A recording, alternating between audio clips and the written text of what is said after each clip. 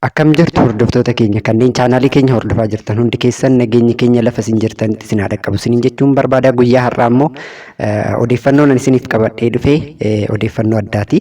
Egaa akka kana dura TP miti yookaan immoo seenessa miti jechuudha. Odeeffannoon ani guyyaa har'aa isiniif qabadhee dhufe hojjettoota mootummaatiif akka amma argaa jirtan afaan Amaariffaan faanaa biroodkaastii irrattis akka maxxanfamee jiru jechuudha. Akka ilaalaa jirtan hojjettoota mootummaatiif daballiin mindaa fulbaana irraa jalqabee bara 2018 akka taasifamu odeeffannoon guyyaa har'aa bahe tokko ni jira jechuudha. Mootummaan federaalaa haala jireenya lammiilee isaa fooyyessuuf humna biyyattiin qabduun tarkaanfiin gara fuulduraatti taasisaa jirtu irratti mootummaan Itoophiyaa rakkoo diinagdee kanaan dura mudate irra aanuu fi gara badhaadhinaattis tarkaanfachuuf jedha jechuudha. Odeeffannoon amma argaa jirtan kuni tarkaanfachuuf jirtu saffisiisuuf mul'ataa fi daandii guddina diinagdee haaraa fudhachaa jirti jedha.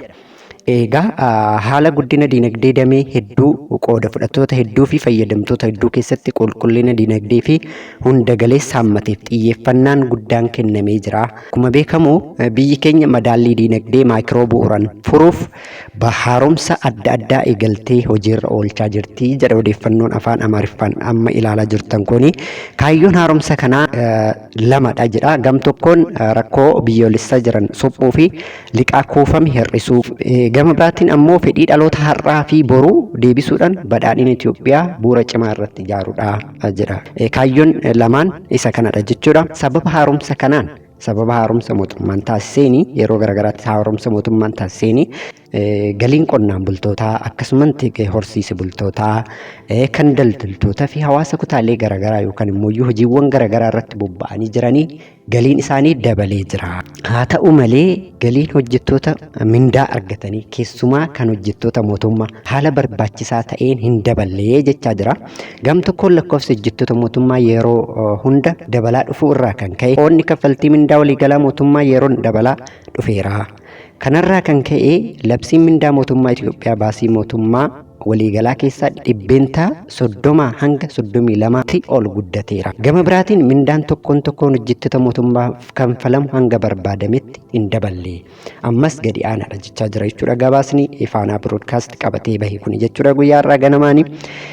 Kana hubachuun dhiibbaa jireenya yeroo hundaa hojjettoota mootummaa keessattuu kanneen mindaa gadi aanaa qaban irratti taasifamaa jiru salphisuuf jecha bara baajataa 2017tti birrii biiliyoona 91 baasii mindaa hojjettoota mootummaa fooyyessuuf hojjetameera. Bara darbeechuun bara 2017 bara amma xumuraa jirru kana keessatti baasii birrii biiliyoona 91 baasii taasisuun mindaa hojjettootaa fooyyessuuf yaalii taasisee yookaan hojjeteera. Mootummaan mindaa dabaluu bira darbee humna bittaa hojjettootaa galii dhaabbataa qaban guddisuuf labsii gibira galii dhaabbataa bara 1994 irraa eegalee hojiirra oole keessatti hammataman safartuu gibiraa fi qabxii galii irratti sirreeffama taasiseera. Kunis fooyya'insa bal'aa kan fide yoo ta'u keessumaa galiin hojjettoota gibira irraa bilisa ta'ee birrii 600 irraa gara birrii 2000tti ol guddateera jira. Mootummaan kaffaltiin hojjettoota mootummaa gadi aanaa jaarraa hedduuf deemaa turee fi baasii jireenya kanaan wal qabatee jiru daballii mindaa tokkoon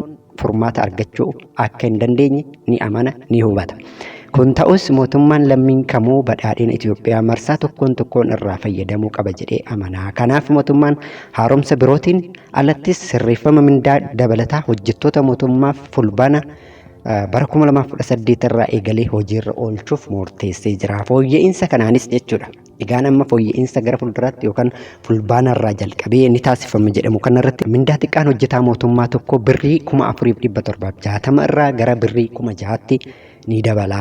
Mindaan olaanaan hojjetaa mootummaa tokko birrii 21,492 irraa gara birrii 39,000tti ni dabala.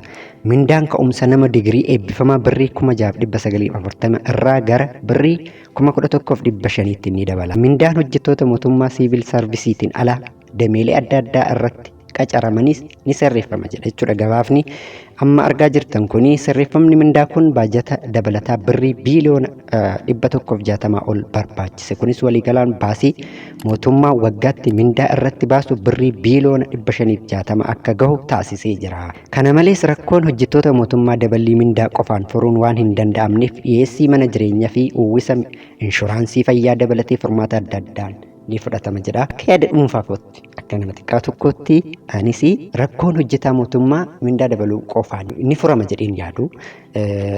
Hojjetaan mootummaa keessumayyuu mana jireenyaa, inshuraansii fayyaa fi tajaajiloota garaagaraa argachuu qabaadha irra caalaansaa.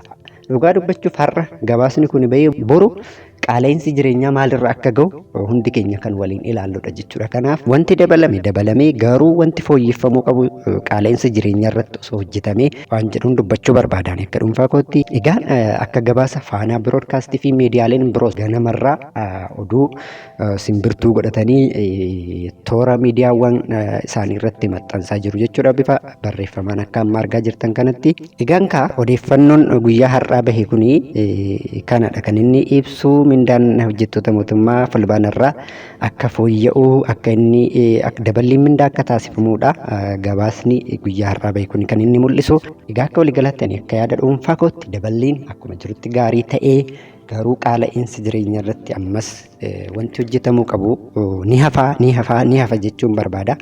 Egaa gabaasni kun gabaasa Koomishinii Siivil Sarvisii Federaalaati jedhee Faanaa Biroodkaastii ganamaan akkasuma miidiyaaleen biroos maxxansaa jiru. Namoonni dhuunfaas namoonni garaagaraa miidiyaa hawaasaa isaanii irratti qoodaa jiru jechuudha. Odeeffannoo kana kun akkuma jirutti gaariidha jedheen fudhadhaanis garuu borurraa jalqabee daballiin wantoota bu'uuraa tokko irratti taasifamu gama mootummaatiin tarkaanfii akkamiitu fudhatama waan jedhu sun gamanumaan waan ittiin yaadamuu qabudha jedheen yaada. Akka waliigalaatti odeeffannoon jiru kana fakkaata. Kanaan guyyaa har'aa isiniif qabadhee dhufe. Egaa yeroo tokko odeeffannoowwan akka kanaa break news ta'an gidduu gidduutti kan isin biraan geenyu ta'a jechuudha. Chaanaalii kana immoo subscribe godhaa. Namoonni osoo subscribe hin godhin daawwachaa jirtan subscribe gochuun na jajjabeessaa isiniin jechuun barbaada. Odeeffannoowwan akka kanaa akkasuma immoo kontentiiwwan barumsa of keessaa qaban tiippiiwwan garaagaraa seenessa isin irraa barachuu dandeessan isiniif nan qooda yeroodhaan. Kanaaf ana cinaa dhaabbattanii na jajjabeessuu hin dagatinaa isiniin jechuun barbaada.